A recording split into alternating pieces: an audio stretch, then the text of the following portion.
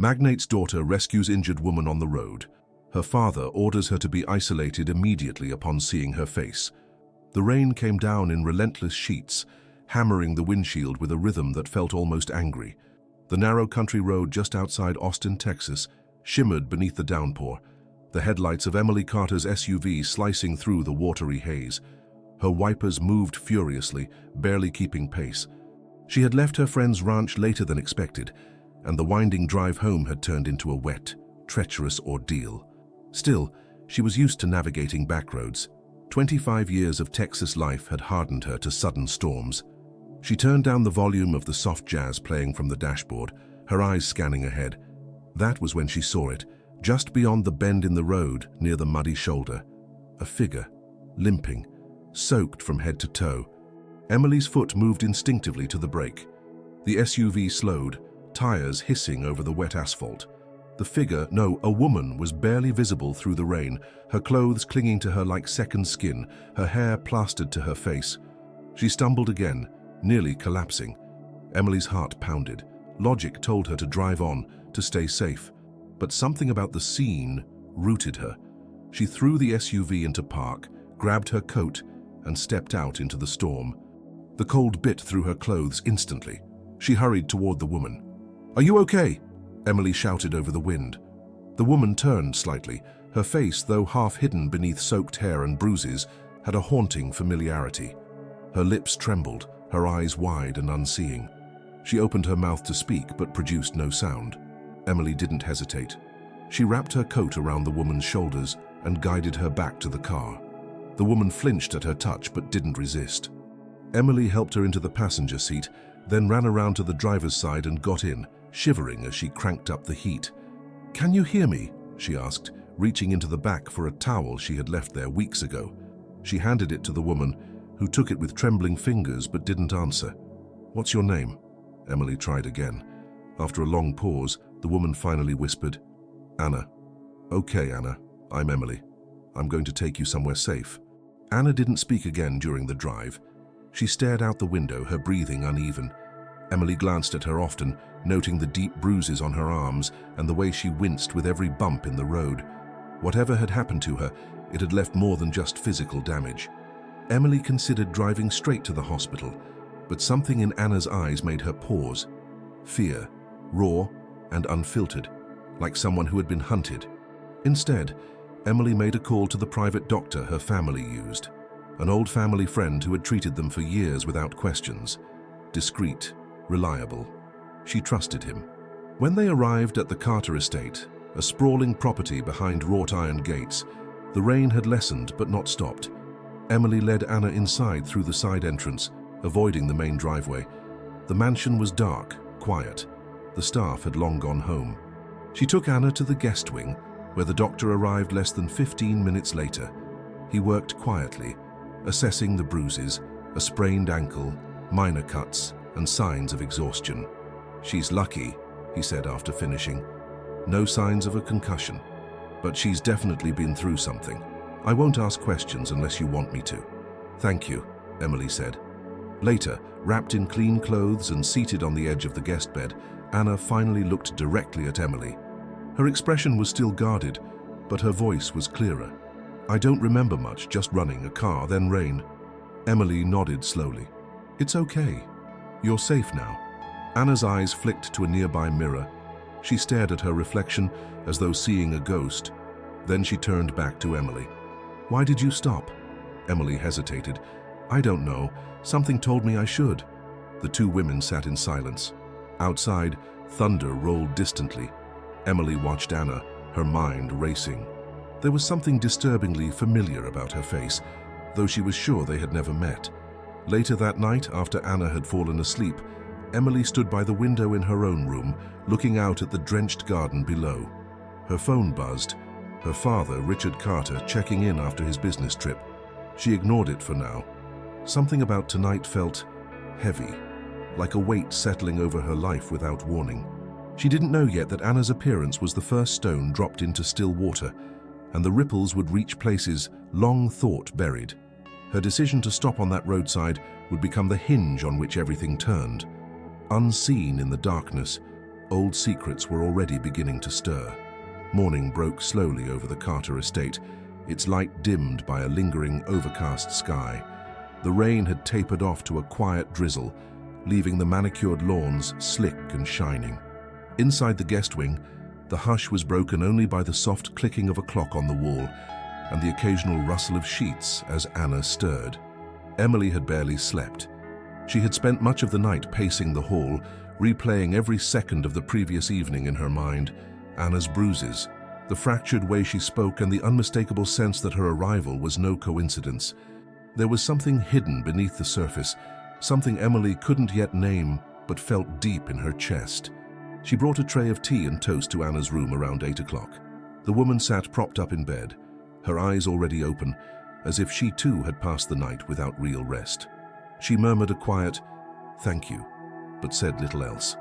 Emily didn't press her. She simply sat nearby and tried to create a sense of calm. The silence between them wasn't uncomfortable. It felt necessary. A little after 9 o'clock, heavy footsteps echoed down the marble hallway. Emily glanced toward the sound, her stomach tightening. She knew that walk. Moments later, her father appeared at the doorway. Richard Carter was a man who commanded space even when he said nothing. At 61 years old, his presence remained formidable. Tall, sharply dressed, with eyes that seemed to see through whatever masks people wore. Emily stood to greet him, but his attention had already shifted past her, landing on Anna. He stopped cold. The change in his face was immediate and terrifying. What had been a neutral expression collapsed into something far darker. His mouth opened slightly, then shut. His eyes, usually hard, calculating, suddenly flooded with disbelief. He took a step back. "Dad?" Emily said quietly, her voice taut. Richard didn't answer. He kept staring, like a man seeing a ghost. Anna looked up, confused. She tilted her head, uncertain but alert. Richard's hands curled into fists at his sides. "She needs to leave this house," he said, his voice low and flat. "Today." Emily stepped in front of him, her tone hardening. "Absolutely not. She's injured. She has nowhere to go. She barely remembers her name." Richard's gaze didn't leave Anna, but his jaw clenched. "I said she needs to go." "No," Emily snapped. "You can't just walk in here and give orders without explaining why. What is going on? Do you know her?" He turned his eyes to his daughter then, and the flicker of something, fear, maybe even pain, passed over his features, but it was gone in an instant. "You don't understand," he said. "If she stays here, it puts both of you in danger." Emily squared her shoulders. "Then explain it. Because she was nearly unconscious on the side of the road last night. I brought her here because she needed help, and I'm not going to throw her out because you suddenly feel uncomfortable." Richard took a slow breath. His voice dropped to a quieter register. "Then you stay in, neither of you leaves until I say so." Emily blinked. "What?" "I'm serious," he said. "You're not to go anywhere. I'll have the estate secured. No visitors, no calls, no one in or out. Do you understand? You're locking us in?" "If that's what it takes to keep you safe, yes." Emily stared at him, stunned. "You're not making any sense." Richard didn't respond. He turned on his heel and walked away, his footsteps echoing back down the hallway, the sound stark in the quiet house. Emily turned to Anna, who looked small against the large headboard, her expression unreadable. "What just happened?" she whispered. Anna shook her head slowly. "I don't know." But the way her hands trembled as she reached for the cup of tea told Emily that something had stirred, something deep and dangerous. Later that morning, Richard's orders were carried out with ruthless efficiency. Guards were posted at the gates. The security system, already state-of-the-art, was updated. The household staff were given sudden days off with pay, and none questioned it. Emily noticed unfamiliar vehicles parked discreetly near the service entrance, men with earpieces watching everything. Emily tried calling her father, but he didn't answer.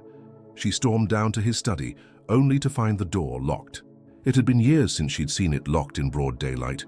When she knocked, no reply came. Back in the guest wing, she found Anna sitting near the window, staring out at the rain-slicked garden. "Do you remember anything else?" Emily asked gently. Anna glanced at her, then back outside. "Only pieces. I feel like I should know him. Your father, his face. It stirred something. Something bad." Anna didn't answer right away. Then she said, "No. Something. Sad." Emily took a seat beside her. "You're not going anywhere, Anna. I don't care what my father says. There's a reason you ended up on that road last night. I don't believe in coincidence." Anna looked at her with tired eyes. "What if he's right? What if I am dangerous?" Emily shook her head. "You're not. Someone hurt you. That much is clear. And now he's reacting like the past just showed up at his front door. That's not your fault." The conversation was interrupted by a soft chime, an alert from the security system. Emily checked her phone. Motion detected near the southern garden. Odd, given that area was usually empty. She stood, her instincts sharpening. "Stay here," she told Anna, and stepped into the hallway. She made her way to the back staircase, moving quickly but quietly. Outside the kitchen window, she saw it. One of the security guards walking the perimeter, now speaking into a radio. He looked tense. Emily watched for a moment, then returned to Anna, unwilling to leave her alone for long. Her father's sudden fear, the lockdown, the recognition that flashed across his face, none of it made sense. But one thing was clear. Anna's presence had shattered something carefully buried, and whatever her father wasn't saying, Emily would find out. The day passed slowly. Anna remained quiet, occasionally asking questions about the estate, about Emily's life, about the family. But her own past remained a blank void, only broken by flashes. Sounds, smells, moments without context. Emily wrote them all down, hoping to piece something together later. By evening, Richard hadn't shown his face again. Emily stood in front of the locked study door once more, her fingers brushing the old brass handle. She had never dared to defy her father this way. But tonight, something had shifted. Whatever lay behind that door, she needed to see it. Not tomorrow. Now. Because she no longer believed this was about a stranger showing up in distress. Anna wasn't just someone lost in the rain. She was the beginning of something far greater and far more dangerous than Emily had ever imagined. The study had always been her father's private kingdom, a place of dark mahogany and whispered deals, lined with shelves of books no one ever read and artifacts from deals made in distant cities. As a child, Emily had been warned not to enter without permission. As a teenager, she had peeked through the glass-paneled doors, catching glimpses of secret meetings and guarded conversations. But now, as she stood before that locked door with defiance swelling in her chest, all those warnings dissolved into dust. She moved with purpose, determined to uncover whatever it was her father was hiding, not just from her, but from the past itself. She waited until the house was completely silent. The guards had rotated, the lights had dimmed, and Anna was finally asleep again, sedated by exhaustion and the remnants of trauma. Emily returned to the hallway with a slender tool she'd found in the kitchen drawer, an old trick taught to her by a rebellious friend during college. She inserted it carefully into the keyhole. It took several frustrating minutes, but the mechanism eventually gave way with a soft click. The door creaked open. The air inside smelled faintly of cigars and old paper. She stepped in and closed the door behind her, not turning on the main light, just the desk lamp. Shadows moved softly along the walls. She moved methodically, avoiding anything obvious. She wasn't looking for real estate documents or financial records. What she sought was personal, something that could explain the look on her father's face when he had seen Anna. She started with the bookshelves, checking behind volumes, feeling for hollow spots. Nothing. Then the drawers. Most held contracts and ledger books. One was locked. She found the key hidden beneath the drawer liner of the top left compartment. Inside was a small velvet box. She opened it carefully. A silver locket rested inside. It wasn't her mother's. Her mother had never worn anything so delicate. Inside the locket, a tiny photograph, black and white, faded, showed a young girl with a wide smile and a boy just behind her, both barefoot, standing in the shallows of a lake. Emily recognized her father instantly, barely more than a teenager, but the girl beside him made her breath catch. It was Anna. No bruises, no fear in her eyes, just joy, innocence. The date on the back was written in faded ink, June 4th, 1998. Emily did the math. That was over 25 years ago. That couldn't be right. Anna would have been, what? In her early 20s now. But this girl looked no older than 10. and yet the resemblance was too strong to ignore. It wasn't just similarity, it was her. Emily sat at the desk, heart racing. She sifted through more documents, finding a manila envelope marked simply L Estate. Inside were blueprints and sale records for a lakeside property she barely remembered, something the family had once owned when she was very young. A place her father had sold off quickly and quietly, never to be spoken of again. But there was more. Tucked within the envelope was a letter, handwritten in her father's distinct cursive. It wasn't addressed to anyone. It simply began, "I should have fought harder. I should have followed her." The rest was fragmented. Regret, longing. A sentence that read, "She vanished that summer. One day there, the next. Nothing. They said they moved, but I knew something was wrong." Emily sat back, stunned. Her father had loved someone long before her mother. Someone who looked exactly like the woman sleeping down the hall. Someone who had vanished without explanation. And now she was back. Emily returned to her room just before dawn, locking the study behind her. She didn't sleep. Instead, she watched the rain roll down the window and tried to understand how a person could disappear for over 2 decades and return without aging a day. It defied everything she knew to be true. But the evidence sat heavy in her pocket. The photograph, the locket, the letter. Proof that the past wasn't just knocking, it had forced its way in. Later that morning, as sunlight finally broke through the clouds, Emily found Anna in the kitchen, quietly brewing tea. She looked calmer, more grounded, but her eyes still held that faraway ache. "I found something," Emily said softly, laying the photograph on the counter. Anna picked it up with careful fingers. Her reaction was slow, hesitant. Then her eyes welled with tears. She traced the figures in the picture, her hand trembling. "I know this place," she whispered. "That lake. I can see it. I remember. Water on my skin. Laughter." Emily watched her closely. "Do you remember him? The boy?" Anna nodded slowly. "Richie, that's what I called him." Emily felt her chest tighten. "That's my father's name. Richard Carter. Richie." Anna looked up, startled. "No, he was a boy. Just a boy." Emily exhaled, trying to hold her voice steady. That picture was taken 25 years ago. Anna's expression shifted, confusion giving way to something more urgent. Fear again, but mixed with disbelief. "That's not possible. I'm not that old." Emily leaned closer. "Then how do you explain this?" Anna shook her head. "I can't. I don't understand. I feel like I've lost time. Like there are years missing that I can't even feel." Emily placed the locket beside the photo. Anna touched it, then opened it. A single tear slipped down her cheek. "I had this once," she said. "I remember it. A gift. He gave it to me under a tree. We used to sit there for hours. There was a promise."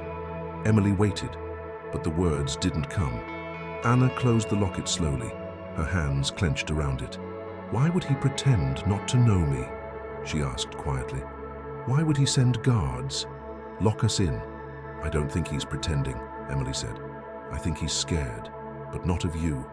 "Of what you mean? Of what your return reveals?" The room fell silent. Outside, the last of the rain gave way to tentative light. For the first time in days, birdsong could be heard. Emily knew then that this wasn't just about a lost love. It wasn't just about her father's past. Anna's return had cracked something open: time, memory, identity. Whatever lay beneath would not be unearthed easily. But Emily was no longer simply a daughter. She had become something else now, a seeker, a protector, and perhaps the only person left who could unravel what had really happened all those years ago. The clock on the wall ticked forward. The day had only just begun. The house had grown quieter, though tension still hung in the air like a static charge before a storm. After the revelations of the photograph and locket, Emily moved through the estate with a new sense of urgency, her every step driven by a desire to understand what kind of truth could distort time and identity so violently. Anna had become both puzzle and paradox, her face an echo from decades past, her memory a field of broken fragments. And now that pieces had begun to surface, Emily was determined not to let them scatter again. It began late in the afternoon, when the storm clouds broke fully and golden light poured through the tall windows of the study. Emily had brought Anna there, hoping the room's atmosphere might stir something more. She had cleared away her father's belongings, hiding the photo and locket, fearing they might vanish if he discovered them missing. Anna entered the study slowly, her bare feet brushing against the ornate carpet, eyes scanning the walls lined with leather-bound books and antique maps. She moved as if the room itself breathed familiarity. She trailed her fingers along the edges of a bookshelf, pausing at a volume of poetry by a long-forgotten American author. Something about the faded green cover made her stop. Emily watched her carefully. "Does that seem familiar?" Anna nodded, her hand resting on the spine. She pulled the book from the shelf and opened it.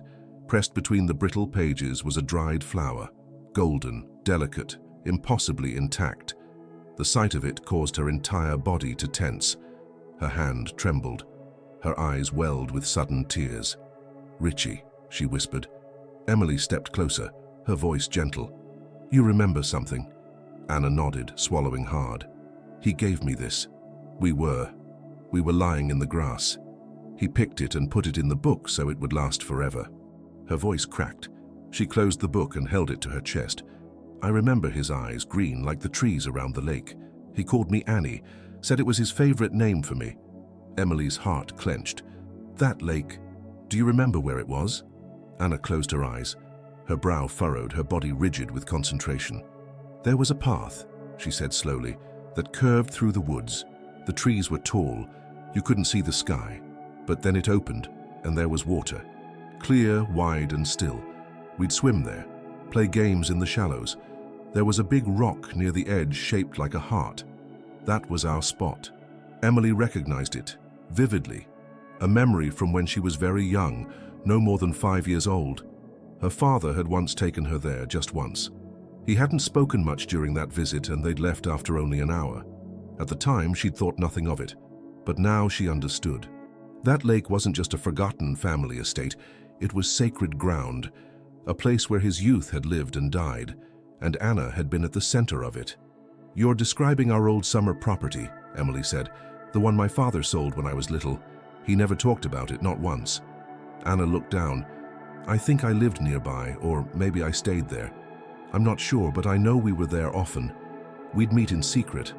I think our parents, they didn't approve." Emily leaned against the desk, her thoughts racing. "My father said your family left suddenly, that something happened, but he never knew what." "I don't remember leaving," Anna whispered, "but I remember the day everything changed. There was shouting. I was told to pack. I didn't understand. Someone said I wouldn't see Richie again, that it wasn't safe." She paused, her eyes darkening. "Then it all goes blank. Nothing after that. Just darkness." Emily sat beside her, needing to ground them both. "That would have been summer of 1998, 27 years ago." Anna turned to her, face pale. "I don't feel 27 years older. I don't feel older at all. It's like I blinked and woke up in the rain." Emily didn't respond. There was nothing she could say. The facts no longer fit into any logical pattern. She had studied enough psychology to recognize the signs of trauma-induced amnesia, but even that had limits. People didn't skip decades. People didn't walk out of old photographs looking unchanged. That evening, Richard returned to the house briefly. He didn't speak to Emily, didn't ask about Anna. He simply walked into his study, locked the door behind him, and emerged half an hour later with a face like stone. Emily didn't confront him yet. She wasn't ready, not until she had more. That night, Anna wandered the hallways restlessly, unable to sleep. Emily found her standing by the glass doors that led to the garden, staring into the dark. "I don't know who I am anymore," Anna said softly. "You're someone who survived," Emily replied. "That's more than most." Anna smiled faintly. "He used to say I was stronger than I knew, that nothing could keep me away forever." Emily stepped beside her. "Maybe that's true." Anna turned her gaze to the garden again. "I feel like something's coming, like I've opened a door I can't close." Emily didn't deny it. She felt it too. They stayed there for a while, two silhouettes against the glass, watching the wind sway through the trees. Whatever storm had started with Anna's arrival was far from over. But for the first time, memory had taken root. And from that root, something larger was beginning to grow.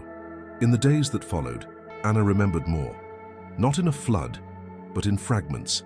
The name of a dog, a favorite song played on an old cassette deck, The feel of wet grass under her feet, her first kiss under the heart-shaped rock, a necklace with a tiny sapphire, moments, pieces, sensations, nothing yet complete, but all of it real. And with each memory, Emily saw her father's walls tighten. He watched Anna from afar now, no longer avoiding her entirely, but keeping his distance like a man afraid of setting off a mine buried long ago. His silence was no longer cold. It was burdened, and Emily realized that the answers would not come freely. She would have to drag them out one by one, no matter what they cost, because Anna's memories were coming back, and they would change everything. The morning sun filtered weakly through heavy clouds, casting a pale light over the estate. Emily stood at the edge of the garden, her arms folded, thoughts swirling like autumn leaves caught in a sudden wind. She had spent the early hours watching Anna sketch faint recollections in her journal, scenes of a lake, a tree with initials carved deep into the bark, a boy with green eyes who had given her that pressed flower. Each detail felt like a grain of sand reclaimed from a vanishing shore, but they weren't enough. What Emily needed now was the full story, and there was only one person alive who could give it to her. She found her father in the library, seated at the massive oak table, leafing through papers that had nothing to do with business. His face was worn, not from age, but from something older than time. Grief, long buried and now unearthed. He did not look up when she entered. "I need answers," Emily said, voice sharp and direct. "No more evasion, no more silence. Who is Anna?" Richard closed the folder before him and finally met her eyes. His expression did not harden this time. Instead, there was resignation there, as if he'd known this confrontation was inevitable. "You already know," he said. "I have pieces," she replied, "but I want the whole thing. Start from the beginning." He gestured for her to sit. She didn't. She leaned against the edge of the table, arms crossed, waiting. "She was my first love," he began, voice low but steady. "Her name was Anna Whitmore. We met the summer I turned 17. Her family had just moved into the lake house next to ours. I was working on college applications, pretending to care about the future. Then she arrived, and suddenly none of that mattered." Emily listened in silence. "We spent every day together, swimming, talking, sneaking away when our parents weren't watching. It wasn't just infatuation, it was elemental, like I'd known her in another life. Everything felt sharper with her. Colors, sounds, even time seemed different." He paused, eyes distant, as if caught in one of those old summers. "We made promises, childish ones maybe, but sincere. We carved our names into a tree near the lake. I gave her a flower one day, told her I'd press it in her favorite book so she'd never forget me." Emily's voice was barely above a whisper. "The book's still in the study." Richard nodded. "I never touched it after she left." "What happened?" she asked. Richard looked away, jaw tight. "That part, I still don't fully understand. One day she was there. The next, she wasn't. Her family vanished overnight. Her father gave some excuse to my parents, something about an urgent move. But I knew something was wrong. Anna wouldn't have left without saying goodbye. Not to me. You tried to find her. For years. I skipped college interviews to chase leads. I drove hundreds of miles to small towns following rumors.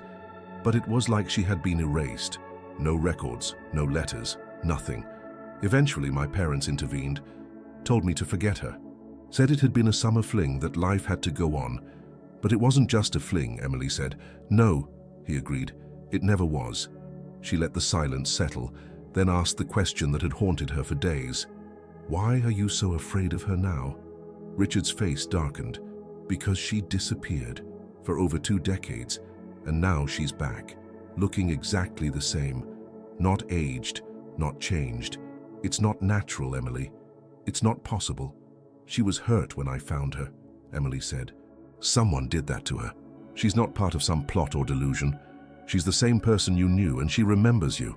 He inhaled slowly, as if steadying himself against a storm inside. "She was taken from me once. I don't know by whom or why. And now she's back, but I don't know if she's safe. I don't know if keeping her here puts you at risk." Emily stepped closer, her tone softening. "Dad, you don't need to protect me from her. You need to protect her. From whatever it was that tore her out of your life." He didn't respond right away. Then he stood, walked to the window and looked out over the estate grounds. The night before she vanished, we sat by the lake. I told her I wanted to marry her one day. She laughed, said I was too serious for my own good, but I meant it. I knew, even then, that she was it for me. Emily moved beside him. Then, tell her. She deserves to know you didn't forget her, that she wasn't lost alone. His hand tightened on the windowsill. It's not that simple. It is, she said. You love her. That hasn't changed. He turned to her, and for the first time in her life, she saw vulnerability in his eyes. Not the calculated kind used in business negotiations, but something raw and real. You remind me of her, you know. Your stubbornness. The way you ask questions, even when the answers hurt. Emily smiled faintly. Maybe that's why I found her. Richard didn't respond. He simply looked away again, lost in thoughts that reached across decades. That evening, Emily brought Anna into the garden. The light was golden again, soft and forgiving. They walked among the trimmed hedges in silence until Anna paused by a small tree, its bark rough with age. She reached out and touched a faint carving nearly hidden by new growth. R+A, she whispered. Emily watched her. Do you remember it? I remember what it meant, Anna said. Forever, even if the world changed. As they returned to the house, they found Richard waiting near the main entrance. He looked as if he had aged in just a few hours, the weight of memory pressing visibly on his frame. He didn't speak at first, just looked at Anna. Really looked. She met his gaze without fear. I never stopped searching, he said quietly. Not really. Anna's eyes shimmered. I remembered the lake, the flower, you. He stepped closer. I wanted to keep a promise, but I was too late. You're not late now, she said. They stood there facing each other across a distance no longer defined by time, but by wounds waiting to heal. Emily stepped back, leaving them alone, and in that fragile silence, a love story long buried began to breathe again, not as a memory, but as something that might still have a chance to live.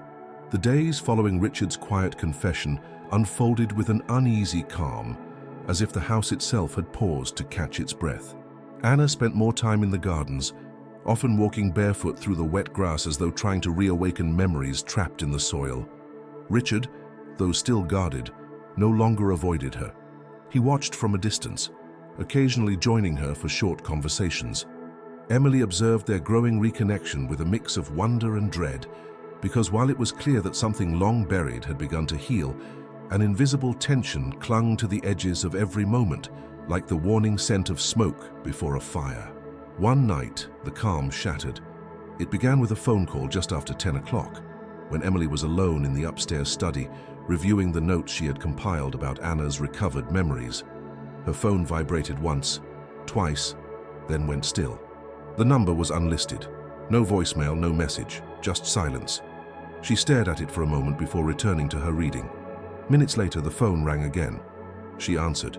A voice, low and urgent, spoke without greeting. Stay away from her. Emily froze. Who is this? You have no idea what you've brought into your home, the voice said. If you care about your family, keep her out of sight, or better yet, send her away. Is this some kind of joke? Emily asked, though she already knew it wasn't. She's not who you think she is, and she's not alone. The line went dead. Emily stood in the stillness of the study, the silence now oppressive. She immediately dialed the estate's security chief, a former federal agent her father had trusted for years. The man confirmed that no unusual activity had been logged, no unauthorized access detected. But Emily insisted on a full sweep of the grounds. Within the hour, armed guards circled the property. Motion detectors were recalibrated, camera feeds reviewed. Nothing out of place. Yet Emily's instincts screamed otherwise. She checked on Anna, who was fast asleep in the guest room, unaware. Her breathing was calm. She showed no signs of having heard anything. Emily stayed by the door for nearly an hour, listening for any sound. Nothing came, until the next night. At precisely 2 o'clock in the morning, an alarm tripped in the security wing. A sensor had been triggered in the guest house across the garden, a structure rarely used, mostly for overflow during large parties. Emily and the guards arrived within minutes. The door was ajar. Inside, one lamp had been knocked over. and one of the windows was cracked open, swaying slightly in the wind. But no one was there. No valuables were missing. Nothing had been stolen or disturbed. Anna, shaken from sleep by the commotion, stood in the hallway barefoot, her arms wrapped tightly around herself. Her eyes were wide, but not with fear, more like recognition. "I think they were looking for me," she said quietly. Emily led her back to the room and sat beside her. "Who?" "I don't know, but I've felt it. Someone watching. Not just here. For a long time. Even before I ended up on that road. You didn't remember anything then. Not with words, but I felt it. Like a shadow. Always behind me." Emily didn't sleep that night. Neither did Richard. By morning, he had added 2 more guards and locked down all entry points into the estate. But his face gave away more than he intended. There was something about the break-in that shook him deeper than he let on. Emily confronted him in the breakfast room. "This wasn't random," she said. "Someone's targeting her." Richard didn't respond at first. Then he closed the newspaper he hadn't really been reading and met her eyes. "I've been receiving letters, anonymous, since the day you brought her home." Emily's breath caught. "Why didn't you say anything?" "Because I wanted to believe they were bluffs. Empty threats from old enemies who thought they could shake me. But they weren't about me, they were about her." "Let me see them." He hesitated, then nodded. Together they returned to his study. From a hidden compartment in the desk, he produced a folder containing 5 letters, each typewritten on plain paper with no return address. The messages were short and increasingly direct. "You don't know who she is. She doesn't belong. Time doesn't forget. Neither do we. Leave the past buried." And finally, the last one. "She was never yours to keep." Emily read them in silence, the chill in her spine deepening with each word. The letters were careful. No fingerprints, no markings. The tone wasn't simply threatening, it was possessive, as if Anna was not merely being watched but claimed. Anna, when shown the letters, went pale. Her hands trembled, her voice barely audible. "I think they're from my father." Emily and Richard exchanged a look of disbelief. "My father was powerful," Anna continued. "A politician. I remember his voice, his office, the smell of cigars and leather. He had enemies. He made deals. He hid things." Emily pressed gently. "Do you remember his name?" Anna nodded slowly. Gerald Whitmore." The name struck like a thunderclap. Richard stood frozen. "Gerald Whitmore disappeared 24 years ago. He was indicted in a federal corruption scandal, embezzlement, bribery, witness tampering, then vanished. The whole family went with him, presumed dead." Anna's eyes welled with tears. "I was the daughter of a criminal." "You were a child," Emily said firmly. "That's not the same thing." "But he made me disappear too," Anna whispered. "He hid me, changed my name, took everything away." Emily watched her, heartbreaking. "You escaped. Whatever he did, you got away. But he's still out there," Anna said, "and he wants me back." Richard's face was pale. If Whitmore is alive, if he's the one sending those letters, then this is much bigger than we thought. Emily knew they had crossed a line. Anna's reappearance hadn't simply disturbed an old romance. It had unearthed a conspiracy, one wrapped in decades of silence, shame, and power. And now, the man who had made her vanish once before had discovered she was no longer lost. Whatever came next, it would not be peaceful. And the past, long thought buried, was now knocking on the door. The estate seemed to breathe in fragile silence, following the unsettling events of the past nights. Anna retreated into the sanctuary of familiar surroundings, yet memories began to surface with delicate clarity. Emily observed her waking each morning with a subtle shift, small hints of presence returning to her eyes, flickers of light in her expression that spoke of roots tentatively taking hold again. Meanwhile, the threat from Anna's presumed father, Gerald Whitmore, loomed closer, though at times it felt unreal, whispered and wind-blown. That evening, the trio gathered in the family's old sitting room, a cozy space warmed by a low fire that cast gentle shadows across antique furnishings and shelves of thick volumes. Anna sat near the flames, shoulders drawn in, grasping the journal Emily had lent her, its pages a refuge for scattered memories. Richard watched her from across the room, the firelight catching lines of longing and fear on his face. She stirred, then tilted her head toward him.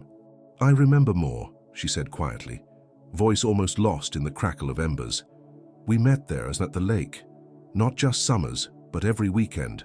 I'd wait, and you'd be there. You always wore a white shirt. Richard's gaze slipped away, his throat tight. Emily held her breath, feeling the air tremble between them. Anna, Richard said, voice raw. You were there, even when I didn't think anyone remembered. Anna swallowed, her fingers tightening on the journal. I remember that day. You had a picnic basket. We sat by the heart-shaped rock and ate strawberries. You laughed when one dropped and rolled into the water. I picked it up, you wiped it on your shirt, and then I kissed you. It tasted like summer. The room seemed to grow warmer, until tension rewrote the atmosphere. Emily watched as Richard's face darkened. You were the dream I never gave up on, he said. Anna looked up, fear flickering. You looked for me. You never stopped. Richard nodded, but something in his eyes shut off. But when you disappeared, I never knew what happened to you. Silence hung, until Anna exhaled sharply. It wasn't your fault, she said. I don't remember you failing me. But Richard shook his head. I blamed myself. I thought, if I'd pushed harder, followed them, insisted they tell me why, maybe. Anna reached across the gap between them, tentative. Then I'm here, she said. And you're here now. Before Richard could respond, the house sighed, an echo of movement from the corridor. Emily stiffened. She stood, heart hammering. Someone's there, she said. Richard rose too, eyes dark with dread. Anna held her breath, clutching the journal as if it were armor. They moved toward the hall, shadows stretching long across the carpet. A faint creak came from the direction of the security office, then silence. They exchanged glances. Emily motioned. Stay here, she said. Don't make a sound. She crept forward, Richard following. They paused beside a door. Inside, monitors glowed faintly, displaying images of the estate grounds in black and white. One camera showed the gate, another, the back perimeter. But a third, the one trained on the dense woods beyond the lake property, cracked and flickering, its image blurred. Then, the monitor sprinted with glitches. A figure appeared, ghostly, distant, almost unrecognizable. A man. Emily's breath hitched. She recognized the posture, the gait, Gerald Whitmore. The image vanished. Only static remained. Richard's hand locked on Emily's arm. His face paled. He's watching, he whispered. He's here. Emily's mind raced. They weren't just fighting memory. They were chasing survival. She returned to the sitting room. Anna sat pale and trembling, Richard standing rigid beside her. We saw him, she said. There was a figure beyond the lake, on the monitor. Anna's face drained of color. He wants me back, she said. Richard closed his eyes. He still believes he owns you. Anna looked at Emily. What do we do? Emily knelt before her. We fight. We uncover what happened to you. We show everyone your truth. Anna nodded, but tears glistened in her eyes. I'm afraid. Richard stepped beside Emily and placed a hand on her shoulder. So am I. The crack in the walls had begun, not from lies or memory, but from fear. The house no longer offered sanctuary. It echoed Anna's return and the reckoning long overdue. They stood together, a fragile front against what the past had sent them, because whatever came, they would face it, not as fragments of memory, but as a broken story demanding to be restored. That father had loved her, a daughter had returned, and an enemy still lurked in the shadows. Memory had begun to return, and with it, a reckoning. The wind picked up over the lake the following morning, bending tall trees in quiet surrender as heavy clouds loomed above the Carter estate. Despite the darkened skies, Emily felt a sense of clarity settle in her chest, an internal recognition that the past could no longer be held back by silence or fear. Too much had surfaced: Gerald Whitmore's name, his sudden reappearance on a grainy surveillance feed, and the truth of Anna's stolen identity beginning to bleed through fractured memory.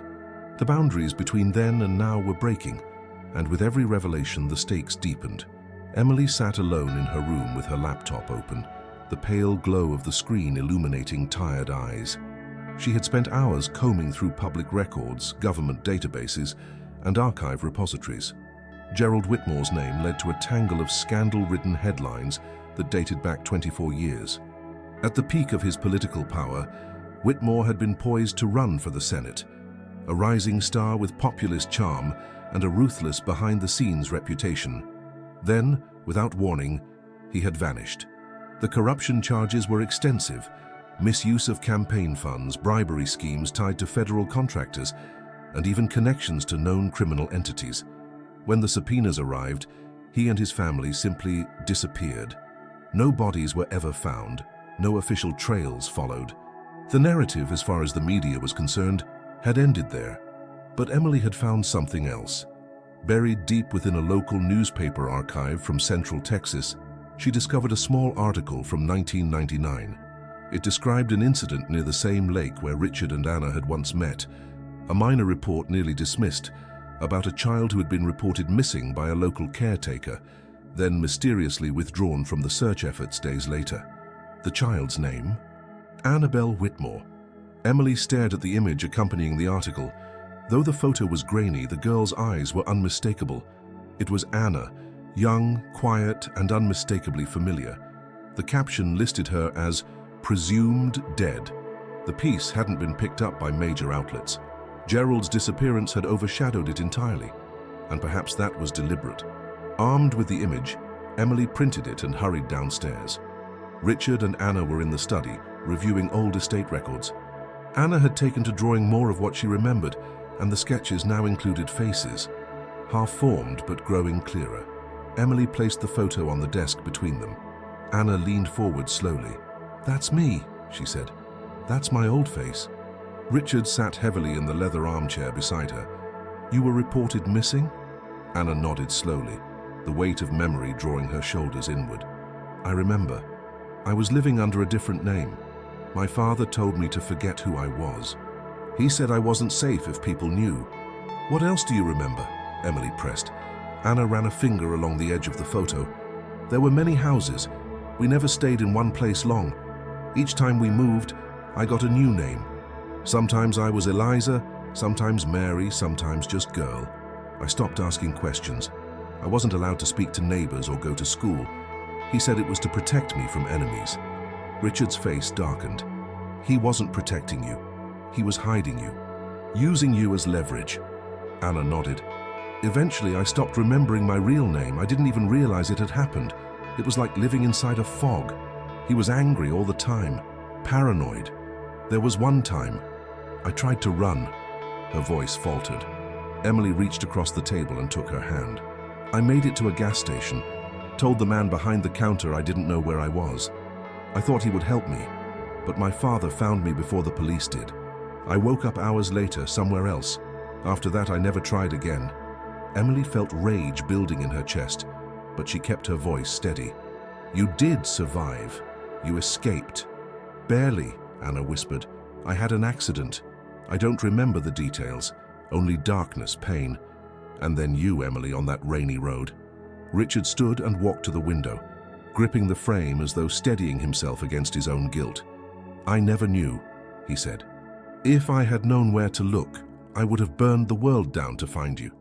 Anna didn't respond, but the tears in her eyes said more than words could. Later that afternoon, Emily resumed her search, this time digging deeper into Gerald Whitmore's final public sightings. One name surfaced repeatedly in connection with his affairs: Charles Doran, a former legal aide turned fixer. Doran had helped Whitmore falsify campaign documents, but had escaped charges by flipping evidence in exchange for immunity. No one had heard from him in nearly 2 decades, but a recent filing, a civil lawsuit regarding offshore funds, listed a Doran trust with ties to an address in East Austin. Emily printed the record and brought it to her father. What if this man knows where Whitmore is? Richard studied the document. If he's alive, he'll be terrified of exposure. People who work for men like Whitmore don't last long unless they stay hidden. Anna stepped into the room holding a new sketch. It showed a large house, tall columns, heavy windows, a garden with iron fencing. "I've been there," she said. "This was one of the houses we lived in. It was near a train track. I remember the sound." Emily turned pale. "That matches the Doran Trust property." The room shifted. A moment of clarity fell into place. Anna's memories were no longer vague impressions, they were evidence, and Gerald Whitmore, long presumed dead, had left more of a trail than he realized. "We need to go there," Emily said. "We need to find out what he left behind." Richard hesitated. "It's dangerous. If Whitmore realizes you're closing in, then let him come," Emily said. "We're not hiding anymore." Anna stepped forward. "I want to see it. I need to." And in that instant, the roles reversed. No longer were they reacting to a shadow. Now they were hunting one. The twist had shifted the story. Anna was not a victim lost in time. She was the key to uncovering the truth about a man who had built his life on secrets, lies, and manipulation. And the first thread had just unraveled. The past was no longer buried. It had a face, a name, and soon, consequences. The road to East Austin was unusually quiet for a Thursday morning. The distant hum of traffic softened beneath a thick layer of grey clouds. Emily drove steadily, her fingers tight on the steering wheel, eyes flicking between the GPS and the cityscape rolling past. Anna sat in the passenger seat, wrapped in a scarf that obscured part of her face, her hands clutching the sketch she had drawn. Richard followed in a separate vehicle a few car lengths behind, not out of distance but out of necessity, his presence still volatile when emotions ran high. They had all agreed, no security entourage, no visible show of force. This had to be quiet, precise, under the radar. The address tied to the Doran Trust led them to a wide street lined with older homes, their facades worn by time and weather. The neighborhood felt like a place between worlds, too polished to be forgotten, too decayed to be alive. Emily parked the car across from the house Anna had drawn, and the resemblance was unmistakable. Same white columns, same iron fencing, same tall hedges hiding the view from curious eyes. Anna stared at it, unmoving, her breath shallow. "This was the last one," she said quietly. "I know it." Emily reached for her hand. "Are you sure you're ready?" Anna nodded, though her expression remained unreadable. "I have to be." They approached the house slowly. No one appeared to be home. The windows were drawn, and the front yard looked undisturbed. Richard joined them as they stood at the gate, his jaw clenched. He held out a small device, a lockpick set modified for electronic entries. Emily arched an eyebrow but said nothing. Her father had once built an empire on discretion. Breaking into a house apparently fell within his repertoire of residual skills. The lock gave a soft click. Inside, the house smelled of mildew and dust, the air stale from disuse. Sheets covered the furniture, and boxes lined the hallway walls, as if someone had started packing years ago and never finished. They moved quietly, checking each room. Anna paused at the base of the staircase. "There was a room upstairs," she said. "It had red curtains. I wasn't allowed in it." Emily and Richard exchanged a glance before leading the way. The staircase creaked under their steps. At the end of the hall, a door stood slightly ajar. Inside was a study. Dark mahogany shelves, a cluttered desk, and yes, heavy red curtains pulled tight across the windows. Anna hesitated at the threshold, then stepped in. "This is where he worked," she said. "He spent hours in here, talking on the phone, yelling at people. I remember. He had a safe." They searched the room quickly. Richard found a wall panel that clicked loose when pressed at the edge. Behind it, a small safe embedded in the wall. The code was a mystery, until Anna whispered, "Try my birthday." Richard keyed in the date Emily had discovered from the news article, May 3rd, 1992. The safe opened. Inside were documents, dozens of them, folders labeled with names and bank accounts, offshore transfers, secret holdings, multiple passports, photographs. Evidence of a man who had not just fled justice, but had built a secondary life beneath layers of manufactured identities. Emily pulled out a leather binder filled with medical records, most of them falsified. One bore Anna's name. It was a psychological assessment, dated nearly 2 decades earlier. It described a child experiencing identity confusion, emotional withdrawal, and memory suppression. The attending physician, Charles Doran. Anna's voice trembled as she read it aloud. "He told them I was unstable, that I couldn't be trusted to speak about what I remembered." Emily's stomach turned. "He conditioned you.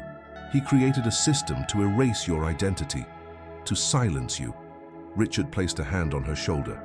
"And now we have the proof." They took everything, careful not to disturb more than necessary. Before leaving, Anna wandered back downstairs and into the kitchen. She stood by the sink, eyes scanning the worn countertops. Then she reached down and opened the lower cabinet, revealing a small crawl space behind loose paneling. "I used to hide here," she said, "when he got angry, when he drank." Emily crouched beside her, eyes soft. "You don't ever have to hide again." They left the house without incident, returning to the estate just before sundown. By then, Emily had already contacted a trusted legal advisor with ties to whistleblower protections and federal prosecution. The files would be scanned, copied, encrypted. What they had uncovered wasn't just a personal tragedy, it was a map of decades-long abuse, corruption, and government evasion. Back at the estate, Anna sat in the sunroom, wrapped in a blanket, staring at the fading light through the glass. Her sketchpad rested beside her untouched. Emily joined her, setting down 2 cups of tea. "Do you think I'll ever feel whole again?" Anna asked. "I think you already are," Emily said. "But the pieces just haven't caught up yet." Anna smiled faintly. "Sometimes I wonder if I dreamed that whole life, but then I remember the sounds, the smell of his cologne, the pain." Richard entered quietly, taking a seat across from them. His presence felt different now, not as the man who had once built walls around his grief, but as someone beginning to let them fall. "I spent my whole life building something," he said. "Buildings, deals, an image. But the most important part of it all was missing, and I didn't even know." Anna looked at him. "You knew. Somewhere inside, you never forgot me." He nodded. "And I never will again." That night, Anna stood by the window of her room, watching the stars blink through the thinning clouds. Her memories no longer haunted her. They shaped her. She was no longer a girl lost in the past. She was a woman reclaiming herself, and the truth, at last, had come home. The sun was high and unyielding over the old lake by the time Richard, Emily, and Anna arrived at the property that once held their shared history. Though the main structure had long since been sold and replaced with a modern vacation home owned by strangers, the land still bore traces of the past. The path to the water remained, worn smooth by decades of footsteps, and the heart-shaped rock still sat at the water's edge, unchanged. It was a quiet place, hidden from the noise of the world, a space untouched by the chaos that had unraveled their lives. For Anna, it was sacred. They walked in silence for a long time, following the trail that had once been theirs. Anna let her fingers graze the tall grass, each step awakening images from her childhood. Bare feet on warm soil, whispered promises beneath sun-dappled trees, the rush of water as Richard carried her into the lake on his back. These weren't dreams anymore. They were memories, solid and irrevocable. At the water's edge, Richard stopped, looking out over the glassy surface. His hands were steady, but his face was pale with something between sorrow and resolve. He turned to Anna. "This is where I last saw you," he said. "You waved from the path. I thought you'd be back the next weekend, but you never came." Anna moved beside him, staring at the place where the trees arched like a cathedral. "I remember that day," she said. "I didn't know it would be the last." Emily watched them both, standing a few paces behind. Her presence was a bridge between generations, a witness to the reclamation of something once thought lost.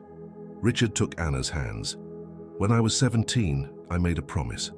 I said I'd find you, that I'd give you a life filled with peace no matter how long it took.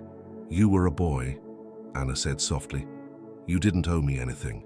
"I owe you everything," he said. "You were stolen from me. And now that you're here, I want to give you what I couldn't then. A life, a home, a choice." He reached into his coat and pulled out a small velvet box. He opened it, not with theatrical flourish, but with quiet certainty. Inside was a simple ring, a single diamond set into a band of brushed gold. "Let me give you the life you were denied," he said. "Let me give you the years we lost." Anna's hands trembled. Her eyes filled with tears, not of confusion, but of clarity. She took the ring, but did not put it on. "I want to say yes," she said, voice breaking, "but I'm afraid my father is still out there. I can feel him, watching, waiting. I'm not safe, and if I'm not safe, neither are you." "We'll face him," Richard said. "Together. No more running." Emily stepped forward then, holding a thick folder, documents prepared by their legal team, including testimony, bank records, property histories, and medical reports. "We've gathered everything," she said. "It's enough to bring charges, reopen the case, and have you legally reinstated. But we have to act fast." Anna turned to her. "And what if he finds us first?" "Then we finish what he started," Emily said. "But we do it on our terms, in the light." Back at the estate, the atmosphere had changed. It wasn't fear that hung in the air anymore. It was anticipation. Gerald Whitmore, having eluded justice for over 2 decades, was now a name that trembled on the edge of exposure. Emily's legal team had arranged for a press conference. Anna would appear publicly. She would speak the truth of what had happened, clear her name, and identify her father's crimes. The risk was enormous, but it was the only way forward. Richard paced the halls that evening, restless. Emily found him in the study, staring at the old photograph of him and Anna from their youth. "You're scared," she said. "I'm terrified," he replied. "But not for me, for her. She's been through more than anyone should ever endure, and now we're putting her back in the center of it all." "She wants this," Emily said. "She needs it to reclaim herself." Richard turned to her. "And if Whitmore comes for her?" Emily's voice was cold steel. "Then he'll find out she's not a child anymore, and neither am I." The next morning, as they prepared for the public appearance, Anna dressed in a simple navy blouse, her hair pinned back, her face calm. She stood before a mirror for a long time, staring at herself, not the girl who had been hidden away, but the woman who had survived. Before they left for the press conference, a message arrived. It was a letter, delivered by hand, unsigned, written in block type. "You expose me and you destroy what little is left of your family. This isn't over." Anna folded it carefully. "He's afraid." Emily nodded. "That's good. Fear means he knows the truth has weight." The press conference was held at a secure venue in the city.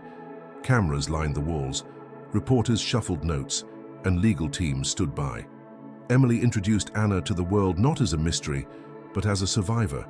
Then Anna stepped forward and told her story, not in a voice of despair, but in one of strength. She spoke of identity lost and reclaimed, of manipulation and escape, of trauma and the fight to become whole. By the time she finished, the room was silent. Then the questions began, and Anna answered each one with unwavering clarity.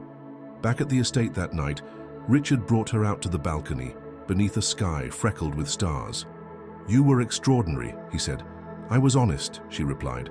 "Same thing." Anna finally slipped the ring onto her finger. It fit perfectly, but as they stood together in the cool night air, none of them were naive. Gerald Whitmore had vanished once before. He would not go quietly now. A reckoning had begun, but the war was not yet won. Still, for the first time in years, the family stood not in fear but in truth, and that made all the difference. The media storm that followed Anna's appearance was both immediate and immense.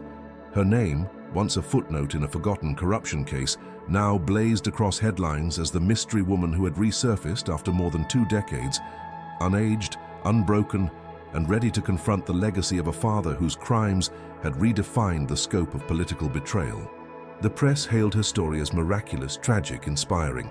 Interviews were requested. Talk shows reached out. Advocacy groups offered support. But Anna declined them all. Her goal wasn't fame. It was freedom. Emily took control of the narrative, working closely with legal teams and carefully selected journalists to ensure that Anna's story was told with dignity and clarity. Every article, every report was built around the truth, that Anna had been manipulated, hidden, and silenced, not by circumstance, but by deliberate design. She was not a runaway. She was not complicit. She was a victim of a father who had traded his daughter's life for the illusion of power. Within days of the press conference, the Department of Justice reopened the Gerald Whitmore case.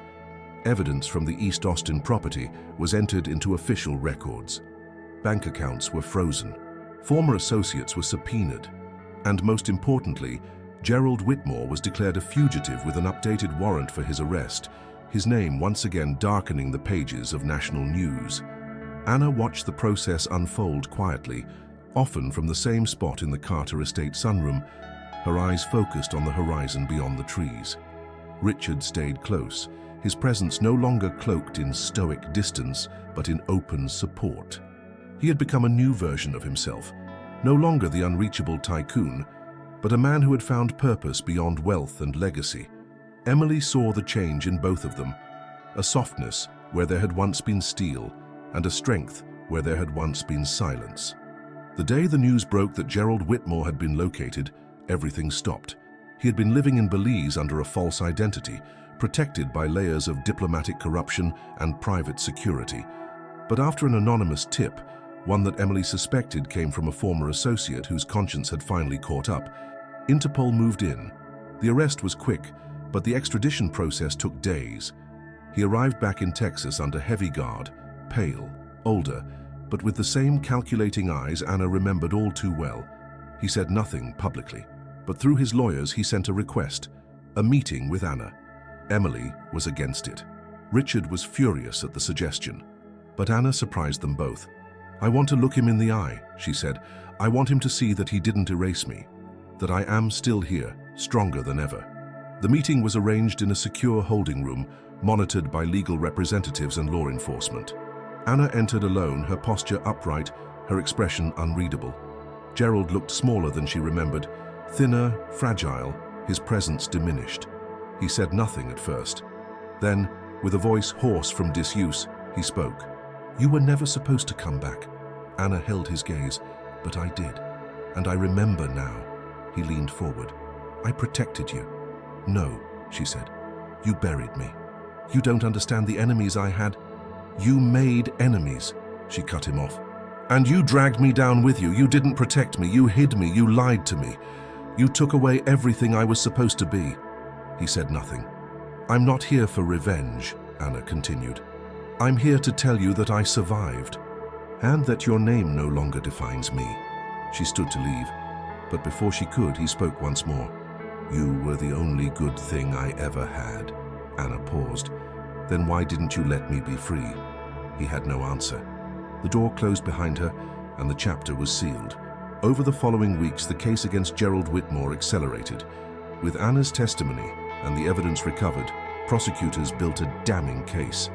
He was charged not only with his original crimes, but with obstruction of justice, kidnapping, and child endangerment. No plea deals were offered. The weight of his actions had finally found equal force in law. For Anna, it was not vengeance, it was release. With the legal battles moving toward resolution, Richard made a decision. He purchased a modest cottage near the same lake where he and Anna had first met, decades before. It wasn't a mansion or a statement of wealth, it was a space for healing, a place where they could begin again without the burden of the past pressing down on every brick. Anna accepted the offer to live there without hesitation. She moved in slowly, spending days organizing shelves with books, placing potted plants by windows, hanging new curtains. Emily visited often, helping with the smallest details, watching as Anna built not just a home, but a new self. But Emily too had changed. The story had redefined her sense of purpose. She had seen how identity could be stolen, how trauma could fracture lives, and how silence could become a prison. In response, she launched a foundation for survivors of memory manipulation and psychological abuse. The foundation quickly gained traction, funded in part by Carter family resources and supported by prominent figures moved by Anna's story. Its mission was clear: to help individuals who had lost their sense of self to reclaim it with dignity and support. Anna joined the initiative not as a figurehead, but as a mentor. Her presence brought gravity to the cause, and her work with survivors created a space of honesty and hope. She spoke rarely of her father now. When asked, she simply said, "He no longer lives in my story." And Richard, for his part, found a quiet rhythm beside her. No longer chasing deals or measuring his worth by headlines, he embraced a life of simplicity. He read in the mornings, cooked in the evenings, and walked with Anna by the lake most afternoons. He was older, yes, but in his eyes, a new fire had taken root. The fire of having loved, lost, and loved again. Their relationship wasn't a fairy tale. It was something deeper. Two people rebuilt by survival, bonded not only by their past, but by what they had chosen to become together. Redemption had not come easily. It had cost years, innocence, and silence, but it had come. And in its arrival, it had returned something even more precious: peace. Not the absence of pain, but the presence of purpose. A return not just to love, but to self. The lake shimmered beneath the late summer sun, its surface broken only by the occasional ripple of fish or wind. It was a view that once belonged to memory, and now returned as a daily ritual for Anna and Richard, who had made the modest lakeside cottage into a sanctuary neither of them had dared to dream about during the darkest chapters of their lives. The transformation from chaos to calm had not been immediate, nor effortless, but it was undeniable. Their days no longer belonged to fear or the unknown. They belonged to one another, and to the quiet rebirth of a life interrupted. Each morning began with a rhythm that had become sacred. Richard would rise first, often before sunrise, and begin preparing coffee in the small kitchen overlooking the water.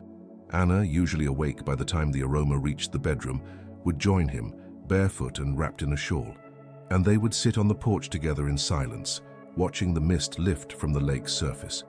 It was a silence born not of absence, but of understanding. Two people who had learned the value of presence without the need for constant words. Emily visited often, sometimes for a few hours, sometimes for days. Her foundation, now fully operational, had grown rapidly. Offices were established in Austin with satellite locations planned for Dallas and Houston. The foundation specialized in assisting victims of psychological trauma, identity suppression, and manipulation, people who had, like Anna, been denied their voice and their history. Through legal aid, therapy programs, and community outreach, the initiative was already changing lives. Anna played an active role, though not from the spotlight. She chose to focus her efforts on mentoring, meeting with small groups of women and men whose experiences, though different in circumstance, echoed her own in essence. She spoke gently, but with purpose, offering not solutions, but solidarity. Her presence alone was proof that healing, while not linear or complete, was possible. One of the Foundation's first major breakthroughs came in the form of legislative attention. Inspired by Anna's case and the organization's early impact, a local senator proposed a bill designed to strengthen protections for individuals under coercive control, a legal gray area long exploited by figures like Gerald Whitmore. The bill, if passed, would offer resources and legal avenues for those seeking to break free from psychologically abusive environments. Emily was invited to testify, and Anna, after much deliberation, agreed to attend the hearing. Not to speak, but to stand in silent support. The moment Anna entered the state capitol building, whispers followed. Journalists recognized her, some snapping photos discreetly, others respectfully staying back. She walked with her head high, her posture calm, flanked by Emily and a few members of the Foundation team. When the hearing concluded, with overwhelming bipartisan support for the bill's advancement, Anna stood on the steps of the Capitol and, for the first time in months, faced the cameras. "I'm not here to tell my story again," she said. "That story is finished. I am here because stories like mine continue to happen, quietly, invisibly, painfully. This is not about me. It's about who gets to heal, who gets to be believed, and who gets to live without fear." The image of her standing there, calm and sure beneath the weight of the moment, spread across the internet within hours. Her words were quoted in articles, shared on social media, and replayed in news broadcasts across the country. Yet she returned to the lake as quietly as she had left it, uninterested in fame or attention. Her reward was the return to peace. Meanwhile, Richard discovered a second act in his life that no amount of business success had prepared him for. He had traded boardrooms for garden beds, contracts for handwritten notes. He had once defined his value through power, but now he measured it through presence. He kept journals, not for posterity, but as a form of therapy, recording reflections on grief, aging, reconciliation, and most of all, love. On one page he had written simply, "To build something eternal, it must be rooted in forgiveness." Their evenings were filled with slow dinners, music playing softly through old speakers, and long conversations about everything and nothing. They rediscovered each other not as remnants of youth, but as partners forged by hardship, choice, and the determination to move forward without bitterness. Richard occasionally spoke of the past, usually when prompted, but Anna never pressed. The wounds between them had been named and honored. What remained was tenderness. One afternoon, a letter arrived from a woman named Teresa Mendoza, a social worker who had once worked in a small town in Arkansas. She had been a volunteer counselor at a facility where Anna had briefly been taken as a child under a different name. The woman had recognized Anna from the media coverage and wrote to say she remembered her kindness, her fear, and her silence. The letter ended with, "You didn't speak then, but your eyes always told the truth. I'm glad the world finally heard you." Anna framed the letter and hung it in the hallway. In time, the cottage became more than a home. It became a gathering place. Emily organized small retreats for survivors, therapists, and advocates. The lake, once a backdrop to a stolen past, now became a sanctuary for resilience. Anna often sat with guests by the water, listening more than speaking, holding silence with them until they felt ready to share. And though the future remained unwritten, there was no longer fear in not knowing. Anna and Richard lived each day as it came, cherishing the ordinary moments as sacred. The sound of gravel beneath the tires when Emily arrived for a visit, the scent of rosemary from the herb garden, the laughter of a child who had come with a survivor seeking peace. 1 year from the day Anna had been found on the rainy roadside, she stood once more by the lake. The heart-shaped rock remained, weathered but strong. She placed her hand on it, closed her eyes, and whispered something only the wind could hear. Behind her, Richard waited, not to lead, not to pull, but simply to walk beside her. They had returned, not to who they once were, but to who they had become, together. The year had passed with the slow, steady rhythm of healing, days marked by small victories and nights softened by quiet hope. The Carter estate was no longer just a house. It was a symbol of rebirth, a place where pain had been transformed into purpose. On a crisp autumn evening, Emily stood on the deck overlooking the lake, her breath visible in the cooling air, surrounded by friends, family, and the many people whose lives had been touched by the Foundation's work. The gathering was intimate, but filled with warmth, a celebration of survival, resilience, and the power of love, delayed but never lost. Richard stood beside Anna, his arm resting gently around her waist. The two had become inseparable, their partnership grounded in more than affection. It was built on shared history, forgiveness, and the conscious choice to embrace the future together. Anna's face, framed by soft curls that caught the golden light of the setting sun, was serene, but alive with emotion. Tonight was not just a celebration of their journey, but a declaration that the past, no matter how fractured, could be woven into a new tapestry. Emily took a deep breath and stepped forward, her eyes scanning the crowd that had gathered on the lawn and the terrace. There were survivors who had found voices, advocates who had stood with them, lawyers who had fought tirelessly, and friends who had become family. Each presence was a thread in the tapestry of redemption. She cleared her throat and began, "Tonight we gather not just to mark a year, but to honor a journey of courage, of confronting shadows, and of choosing light." Anna's story is extraordinary, not because of the pain she endured, but because of the strength she found to reclaim herself. It reminds us all that love can wait decades. What matters is that it finds its way back. Her voice caught slightly, but she pressed on. This foundation is more than a name or a mission. It's a commitment, a promise that no one will face their battles alone. And tonight, as we stand by this lake, where memories and hope intertwine, we celebrate every survivor's right to healing. Applause rippled through the gathering, genuine and heartfelt. Richard stepped forward then, his voice resonant and thick with emotion. "When Anna came back into my life, I was a man burdened by loss and regret.